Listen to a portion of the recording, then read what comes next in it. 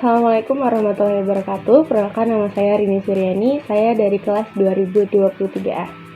Di sini saya akan bahas satu teks yang mungkin sedang dipelajari oleh adik-adik kita kelas 7 SMP atau kelas 1 SMP.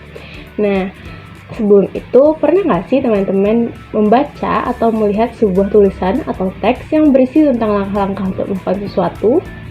Misalnya, cara pembuatan layang-layang dari bambu atau kerajinan tas dari kain perca. Nah, ternyata cara membuat kerajinan tas dari kain perca dan juga membuat layang-layang dari bambu itu termasuk dalam teks prosedur loh.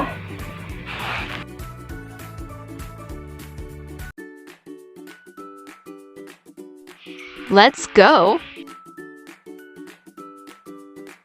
Pengertian teks prosedur. Teks prosedur adalah teks atau tulisan yang menjelaskan tentang langkah-langkah atau cara-cara untuk melakukan sesuatu atau untuk mengerjakan sesuatu secara struktur dan sistematis. Nah, teks prosedur yang kita dengar, yang kita baca, ataupun yang kita hasilkan ini bisa dalam bentuk media apapun. Nah, apa sih tujuan dari teks prosedur? Orang yang menuliskan atau menulis teks prosedur ini memiliki tujuan yang beragam ya. Salah satunya mungkin seperti tujuannya itu untuk menjelaskan, untuk mengarsipkan, untuk memberitahu, dan juga memberi petunjuk atau yang lain sebagainya. Dalam kehidupan sehari-hari, teks prosedur yang digunakan ini kebanyakan untuk memberi petunjuk agar seseorang dapat melakukan sesuatu ataupun pekerjaan secara tepat. Nah, di sini saya akan menjelaskan ciri-ciri dari teks prosedur. Ciri-ciri yang akan saya jelaskan adalah ciri-ciri yang hanya terdapat dalam teks prosedur atau ciri khas yang membedakannya dengan teks lainnya. Yang pertama yaitu terdapat panduan langkah-langkah yang harus dilakukan. Seperti yang saya jelaskan sebelumnya, teks prosedur adalah teks yang berisi atau menjelaskan langkah-langkah atau cara-cara tertentu untuk melakukan sesuatu secara sistematis dan terstruktur. Begitupun dengan cirinya yang pertama, yaitu terdapat panduan langkah-langkah yang harus dilakukan. Yang kedua yaitu mengandung kalimat perintah, larangan, dan saran. Nah, contoh katanya itu seperti lakukanlah, sebaiknya, hindari, dan sebagainya.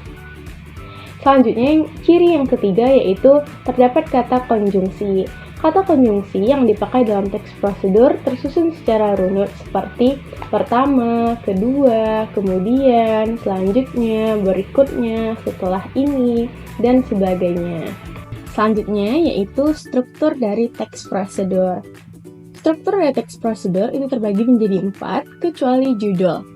Nah, judul adalah nama dari aktivitas atau kegiatan yang akan kita lakukan. Yang kedua yaitu tujuan. Setelah judul terdapat juga pengantar sebagai penanda apa yang akan dibuat atau apa yang akan kita lakukan. Selanjutnya yaitu bahan atau alat. Nah, struktur teks prosedur yang ini adalah opsional, artinya bisa digunakan ataupun tidak sesuai dengan konteks dari teks prosedur yang akan kita buat.